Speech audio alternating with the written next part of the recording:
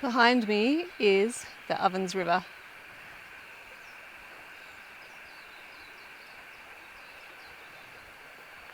I'm just outside of Werrali, or probably just on the outskirts of Werrali really, where there is a monument to Hume and Hovell.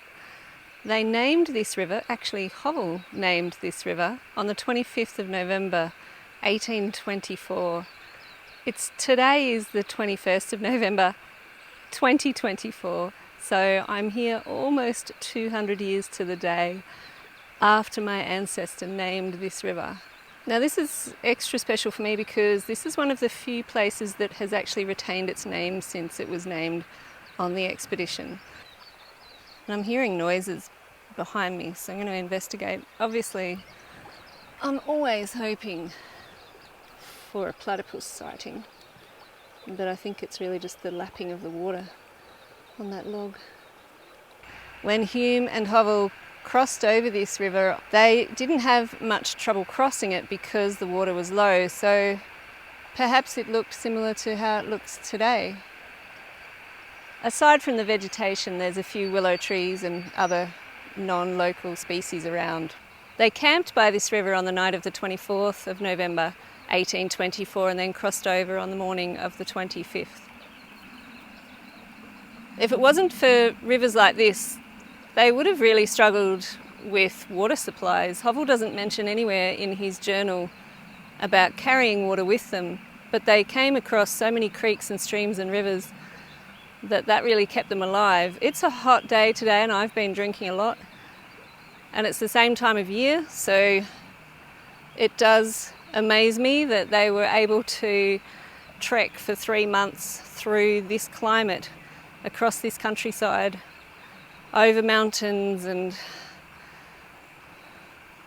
days like today would have been quite nice for them, spending time in the river. I'm getting the impression that the locals come down here for a swim, and it's enough to make me want to move here, to be able to come and swim in a river like this on a hot summer's day.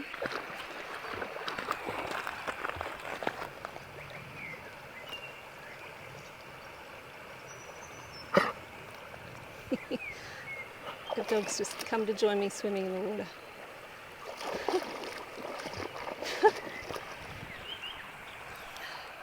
I've just had a little chat with the owner of that dog, and he's a local here. He says they still catch rainbow trout in this river, which is good, and Murray cod, but a lot of carp in this river as well. So I'll read from the journal.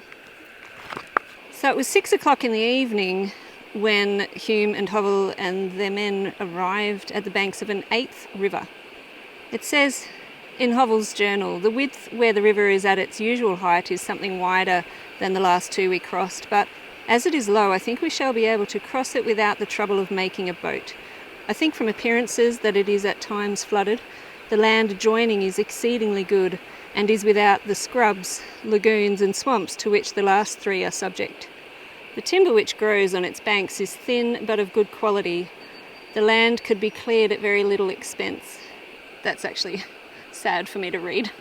That's how they viewed the natural resources in the area as something that could be cleared for farming and cropping.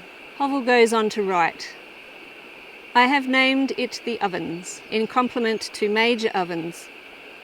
He also says that Mr. Hume calls the timber here the Bong Bong Gum. And on the morning of Thursday, 25th of November, we did not start this morning till after breakfast, as we had to cross the river. It was therefore after 8 o'clock before we were on our journey. We found very little trouble in crossing the Ovens, as it has fallen so very low that it was fordable in many parts. We saw flax plant growing in perfection, its length being 6 or 7 inches longer than a soldier's musket. It is here also we saw the honeysuckle growing. He also mentions the grass trees.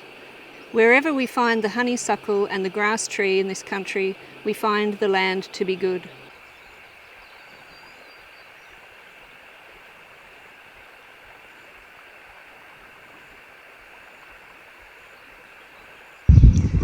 So the little cafe is also the post office and the bank. So cute.